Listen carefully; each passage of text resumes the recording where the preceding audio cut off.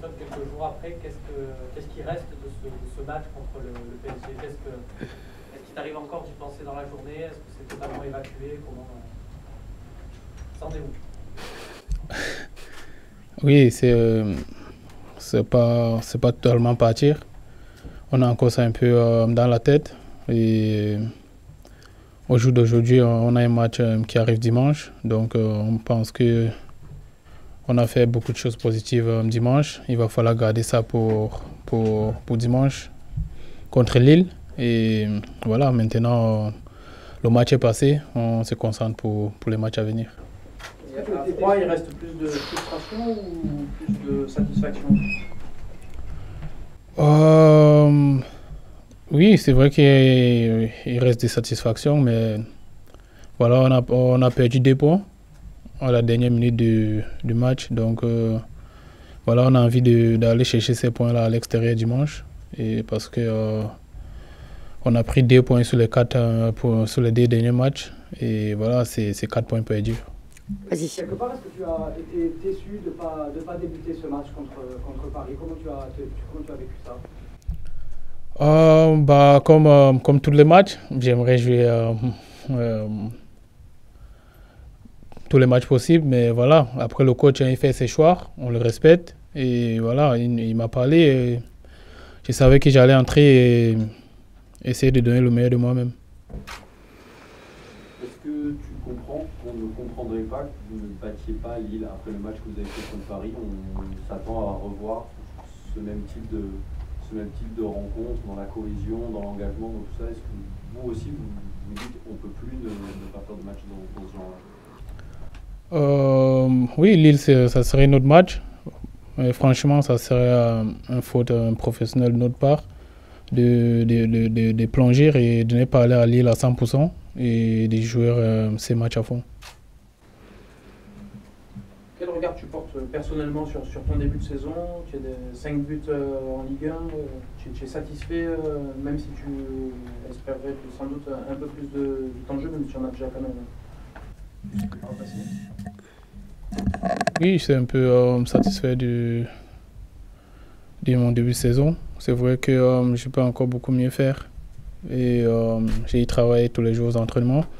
Maintenant, le temps de jeu, je pense que ça va venir. La saison est longue et j'espère que j'aurai encore le temps de jeu que j'ai eu vouloir.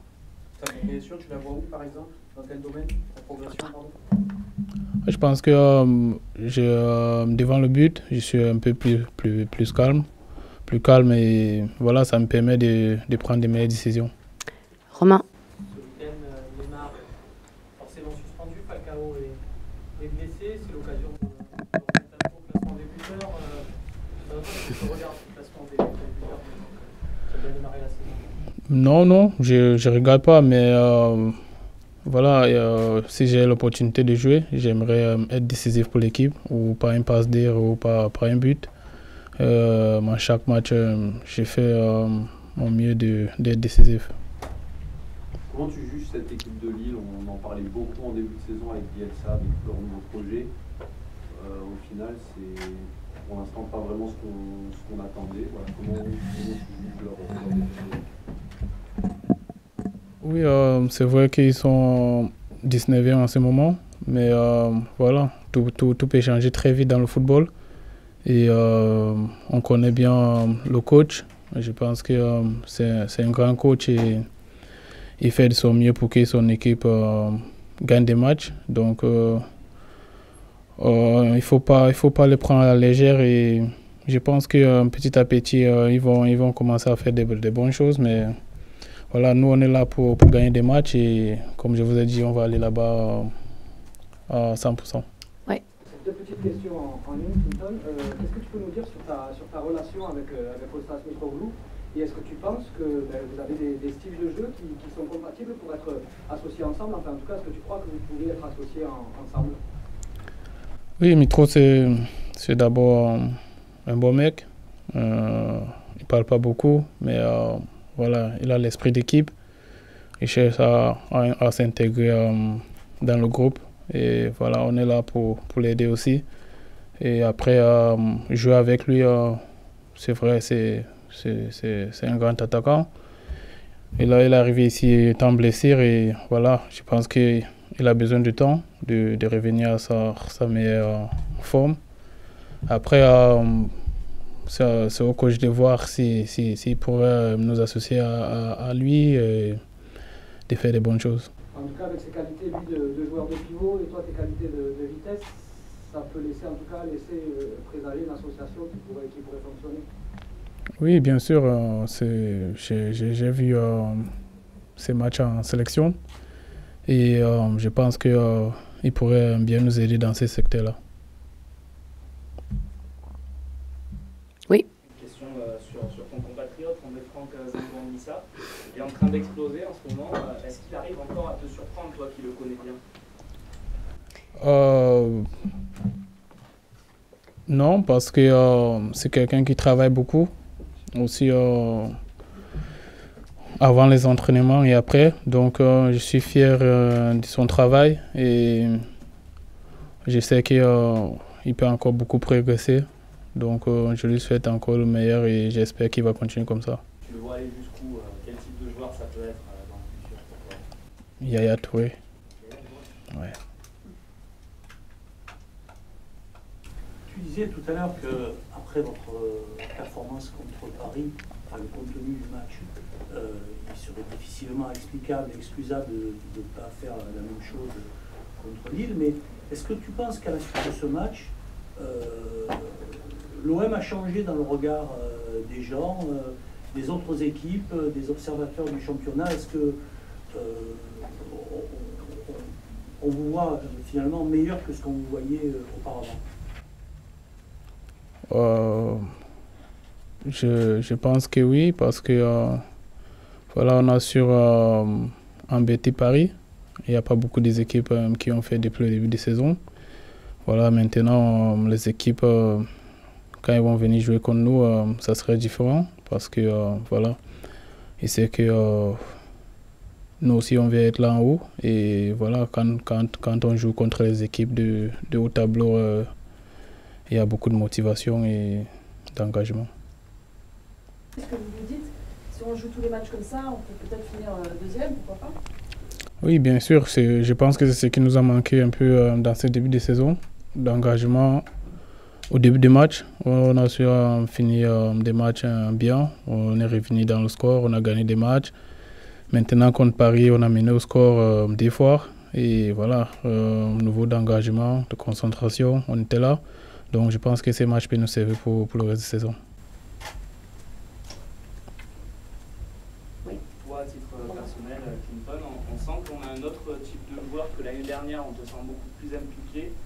Qu'est-ce qui s'est passé à l'intersaison dans ta tête pour que tu reviennes avec une telle motivation? On sent qu'à chaque fois que tu touches le ballon, tu as envie de faire quelque chose de bien.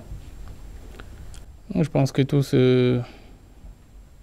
ça s'est passé à la préparation. J'ai eu une préparation complète cette année et ça m'a permis d'être prêt physiquement. Ce qui m'a manqué la saison dernière quand je suis arrivé ici, j'avais des pépins physiques et voilà, aujourd'hui je me sens bien et voilà, j'ai travaillé avant et après les entraînements pour y arriver. C'est seulement physique?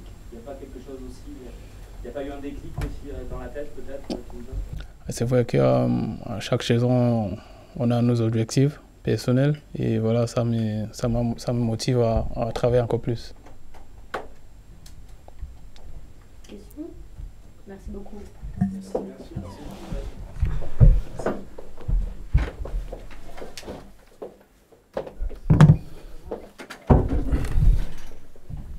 Bonjour. À part Jordan qui est tendu, est-ce que tu as des joueurs blessés? Henri Bédimo a repris après son intervention. Dimitri s'est arrêté avant-hier, je crois, à l'entraînement, un problème musculaire. Donc il y a de fortes chances qu'il soit forfait, mais on va regarder ça dans les 48 heures qui suivent. Et Greg Sertic sera certainement forfait, problème au genou qui traîne depuis quelques semaines maintenant.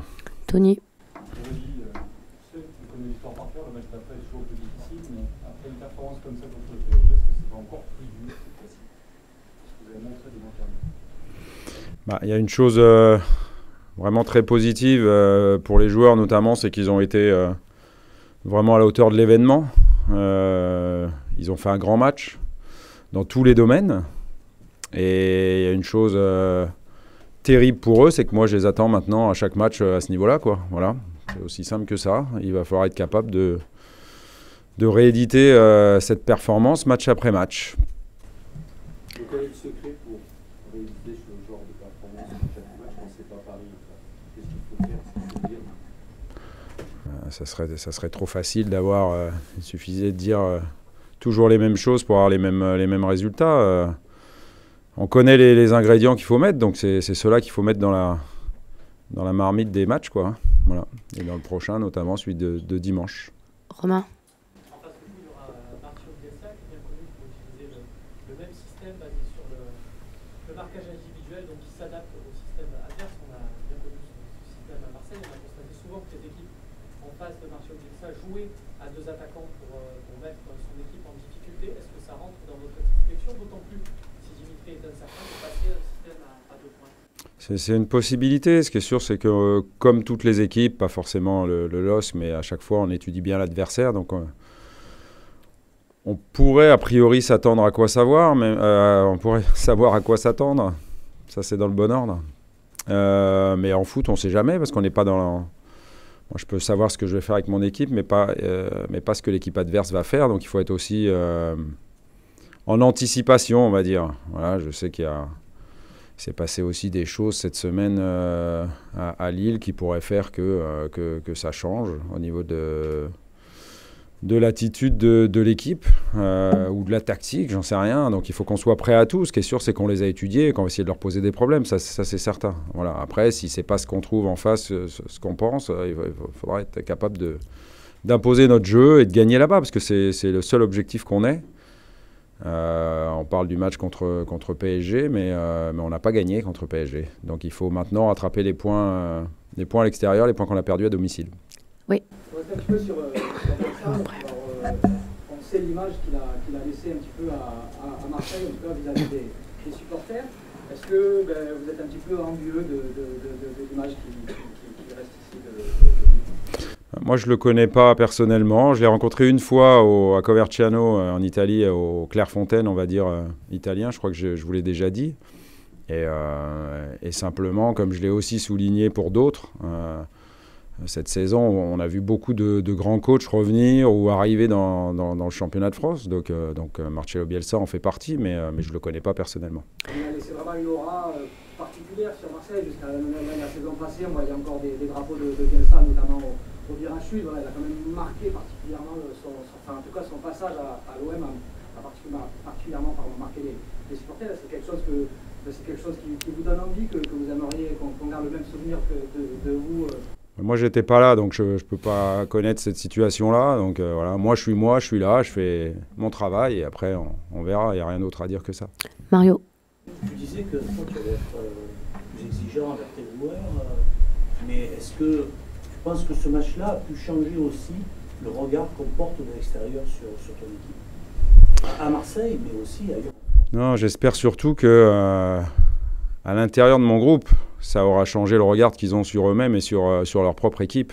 Ça, c'est important. Ils doivent se convaincre, après avoir fait un match d'un tel niveau, que si on joue en équipe, si chacun donne 100% de ses qualités, on doit être capable de reproduire ses performances.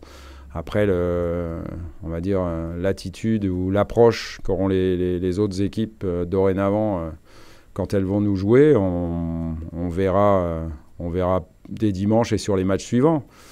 Mais si on est capable de continuer comme ça, alors oui, on aura certainement un impact, avant de débuter les matchs, un impact positif pour peser sur l'adversaire. Mais si on ne continue pas comme ça, il va vite disparaître. Donc voilà, il faut s'en servir, mais s'en servir, ça veut dire durer aussi dans cette qualité de performance. De ce que vous avez vu en préparant le match, est-ce que Lille est à sa place avec cette 19e place ou comme le dit Marcelo Bielsa, il méritait mieux sur beaucoup de matchs? Moi, j'ai vu qu'un résumé, je n'ai pas vu les matchs, j'ai pas vu tous les matchs du LOSC. Ce que je peux dire, c'est que je serais ravi de retourner là-bas. C'est quand même un club qui m'a marqué. Donc je suis triste pour eux de leur situation, mais encore une fois, je crois que je l'ai déjà dit pour d'autres matchs, à 21h dimanche, je serai le pire ennemi du LOSC, quoi. Et à 23h, je retrouverai tant de visages amis dans ce grand stade. Voilà, il y a de la famille, il y a des amis. Je leur dis déjà que je vais rester concentré sur mon match, donc je n'aurai pas beaucoup de temps à leur dédier. On verra ça plus tard. Mais c'est tout. Après, la position des équipes, moi je sais que pour l'instant on est 5e et on n'est pas où on veut être, puisque l'objectif c'est d'être dans les 4 premiers. Mario. Tu disais que Dimitri risque de ne pas jouer. Oui. Si un Lillois qui ne retrouverait pas le stade, alors, Oui. outre l'entraîneur et le joueur de l'OM qui retrouvera le LOSC, et toi tu l'as retrouvé cette année, c'est Adil Rami. Alors, comment était-il à Lille? Est-ce que tu l'as trouvé changé à son arrivée à Marseille? Oui, il est plus mature. Il est plus mature, il est toujours aussi joyeux et c'est toujours un compagnon de vestiaire vraiment très très agréable, parce qu'Adil c'est quelqu'un qui est positif, qui est souriant. Donc là-dessus il n'a pas changé. Par contre il a pris de la maturité, c'est resté aussi sur le terrain évidemment un très bon joueur, une force de la nature, et il a gagné effectivement au fil des années en expérience et en approche des matchs, on va dire. Donc oui, on est quelques anciens Lillois à retrouver le LOSC, pas forcément le grand stade, parce que je suis un des rares à l'avoir inauguré, on va dire. Mais Adil en fait partie, oui, ça, je pense qu'il sera lui aussi content de retrouver son ancien club. Tu dis qu'il était joyeux, mais il était aussi un peu tout fou. Oui, mais il était plus jeune, c'est normal, oui. Mélissande, vas-y. Tu peux nous donner des nouvelles de Patrice Evra? On sait qu'il n'était pas là dimanche. Ouais. Il est en difficulté, enfin on le trouve en difficulté de manière relativement unanime quand il joue. Toi, comment tu le trouves déjà physiquement et aussi moralement?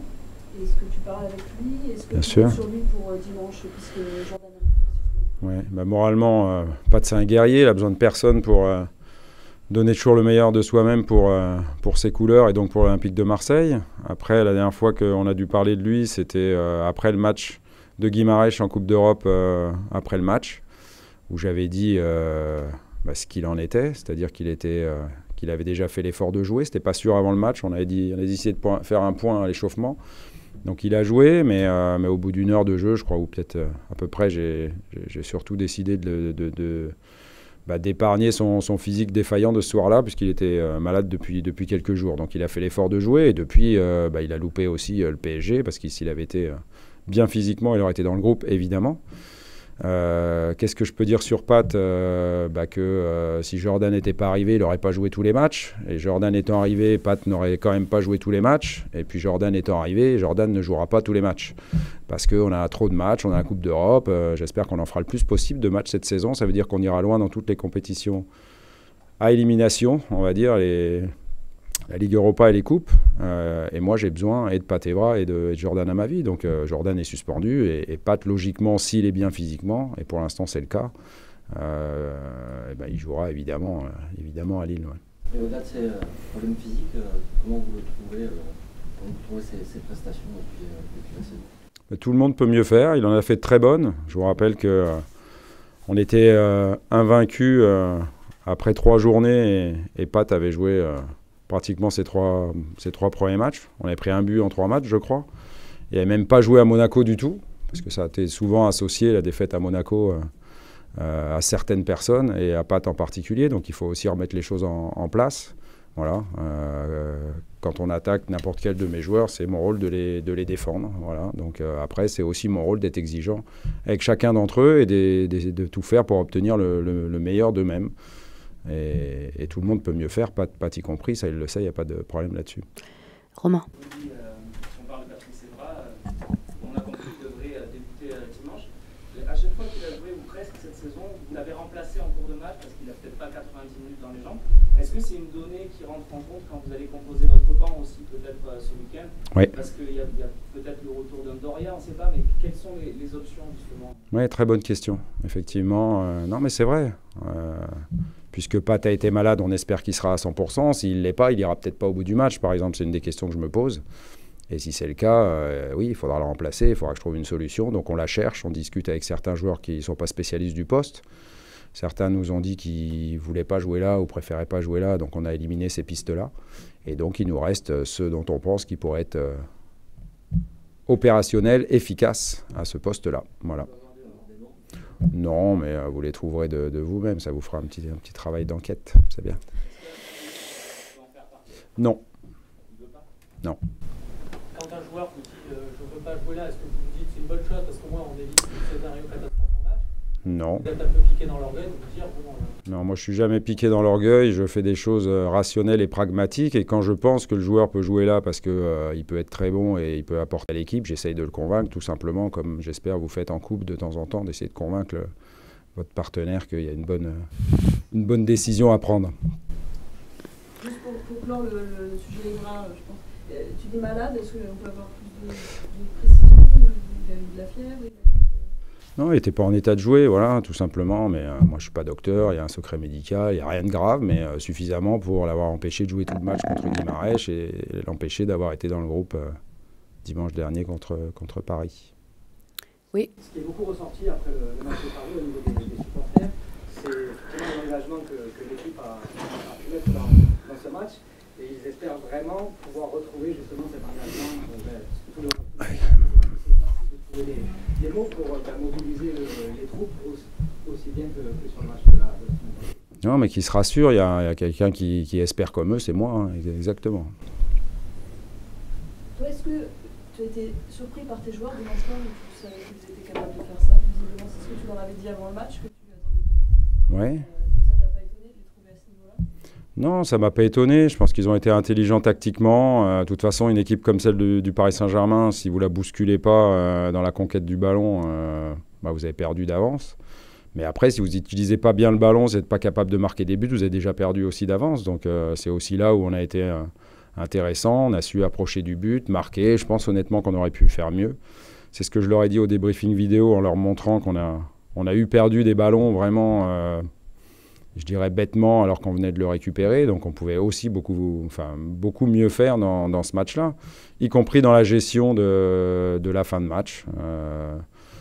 Et encore une fois, ce qu'il faut, c'est que ça serve, que ça serve sur les prochains matchs. Si on est capable d'être encore meilleur sur les prochains matchs dans certains domaines, ça ne sera que bénéfique pour l'équipe.